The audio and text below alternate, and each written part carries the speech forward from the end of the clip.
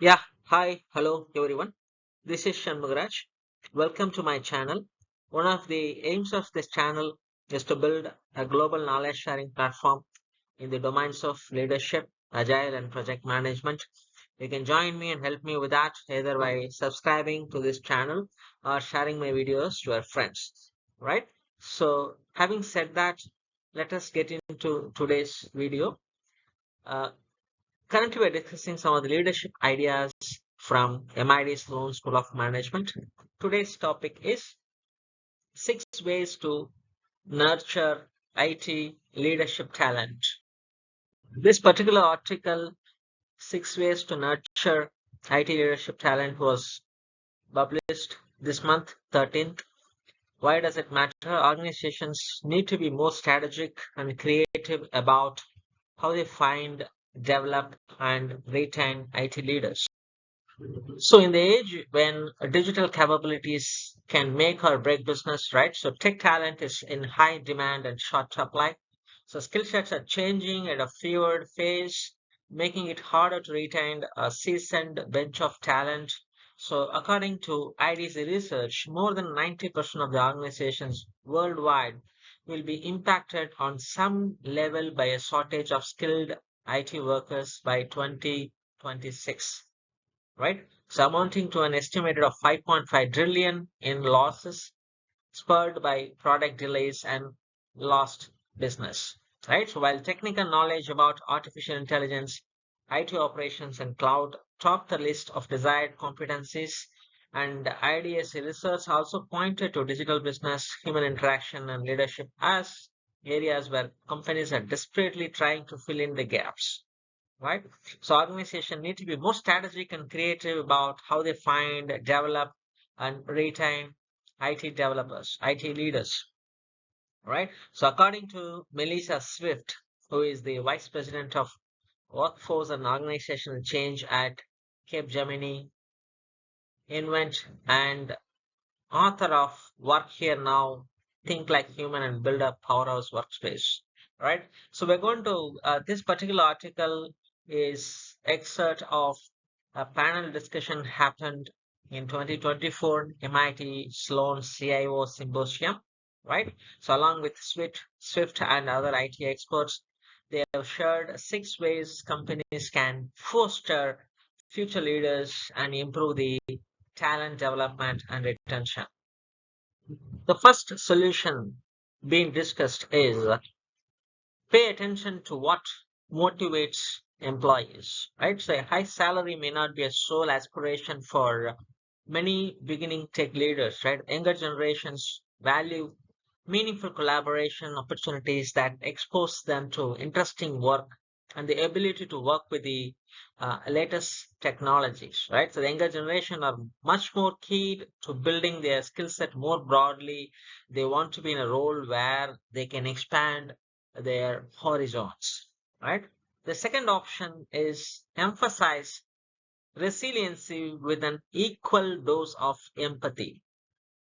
The earlier days of COVID-19 pandemic proved the importance of agile IT leadership as many organizations quickly transitioned to digital processes and business operations, right? So in the era of hybrid work, it's now critical for technology leaders to hone softer skills, including empathy, right?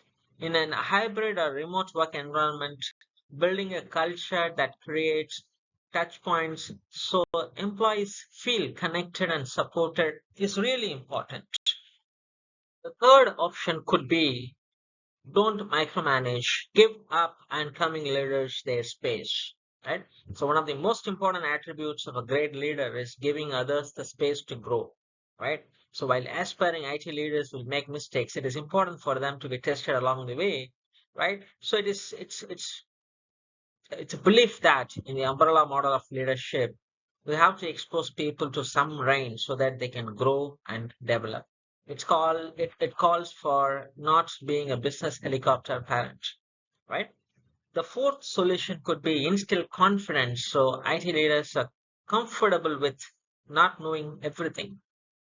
So between digital transformation and AI, today's pace of change is unprecedented. So IT leaders are not only expected to stay abreast of technology, but also to understand the business and share the responsibility for the outcome. So it is important to let leaders know that they don't have to know everything. So that's a sweet spot, right? Fifth idea could be mindful of work intensity and greedy work. So high work intensity means having to perform too many units of work per unit of time. So that could mean being on too many Zoom calls a day or being peppered by Teams message around the clock, right? So greedy work spills outside the boundaries of the working day, sucking up weekend or vacation time. So neither is good for the business or the leadership. The sixth and final option could be rethinking job architecture and markers of success, right? Say employees and employers tend to focus on upward mobility, and the younger generations want transparent career planning and guidance from the leaders, right? It is important to create a structured paths for both vertical and lateral advancement, right? In addition, leaders should establish new performance metrics and rewards so promotions, pay rises are not only concrete markers of success, right? So changing employee needs and preferences are challenging some of the fundamentals of how we build companies. So it's a very lively issue.